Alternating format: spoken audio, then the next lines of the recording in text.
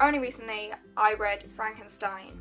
Frankenstein is a hugely popular literary classic written by Mary Shelley in the early 1800s.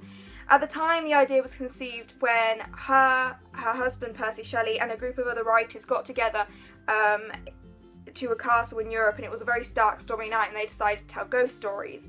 And so whilst everyone else was coming up with these quite interesting ideas, she was racking her brains trying to think, well, what can I come up with that'll be scary? And for several days this went on until suddenly one night she would lay awake and this idea just formed in her head of this body being created and brought to life through the works of galvanism and electricity, to which their horrid form scares not only the creator but also society, and she wanted to see where that would go forward. And because it was so frightening to her, she thought, well, this would be frightening to other people. And it was actually Percy Shelley that persuaded her to actually make this short story into a full-length novel. The story goes that there's a young student named Victor Frankenstein who's just going into university college to study in the sciences and a little bit of medics. And on this road to becoming sort of a high academic student, he comes up with this idea of bringing things to life through the work of electricity. And what we see is he creates this monster, 8 foot tall, who in the end, or who starts out as this innocent being, is corrupted by society and soon comes to taunt Victor Frankenstein. And that is where the whole novel is based, on this torture and abhorrence of nature.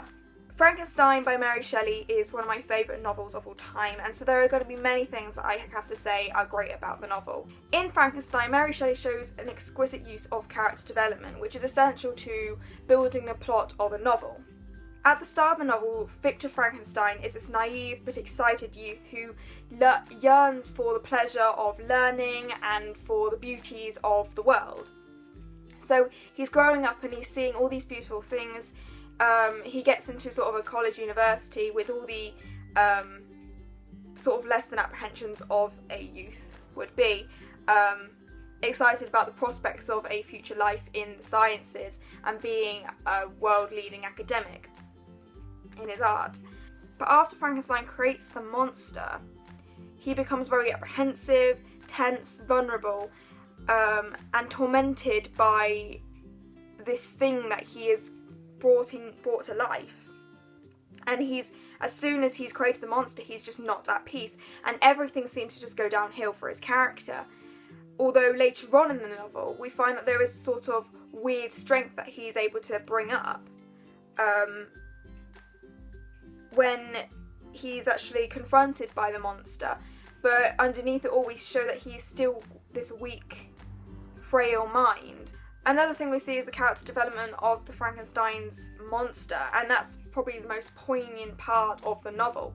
So what we see is, at the birth of this monster, all he can think about is this abundance of senses coming into his mind, and as a sort of newborn to this world, it's overwhelming because you've got sight, you've got sound, you've got smells, and he's looking out and he sees all these different things, and all he can do is just shut his eyes and see darkness, but then get scared by the darkness.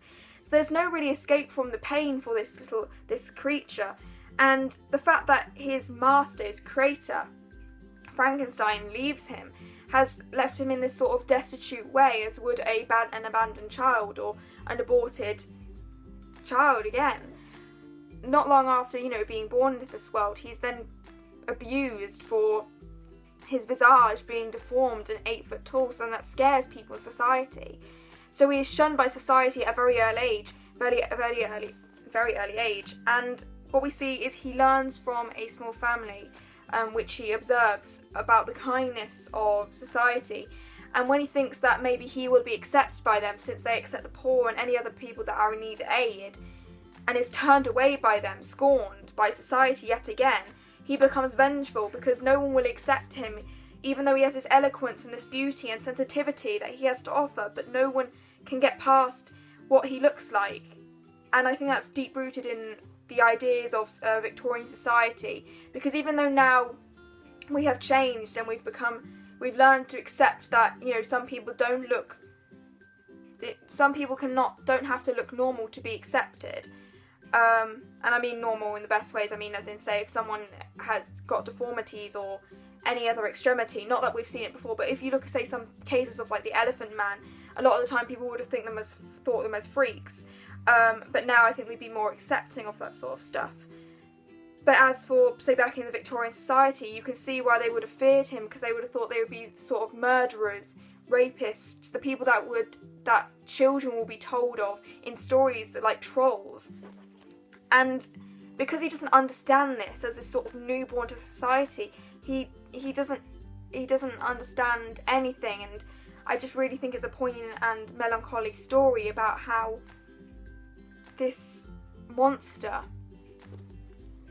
though tainted by society, was a beautiful creation, and he only needed to see the kindness of people and not to be misled, which a lot of the time he has been. He's been shown kindness, but then suddenly it's been turned away, that he can truly understand the morals of things, because he hasn't had the ability to learn these sorts of things.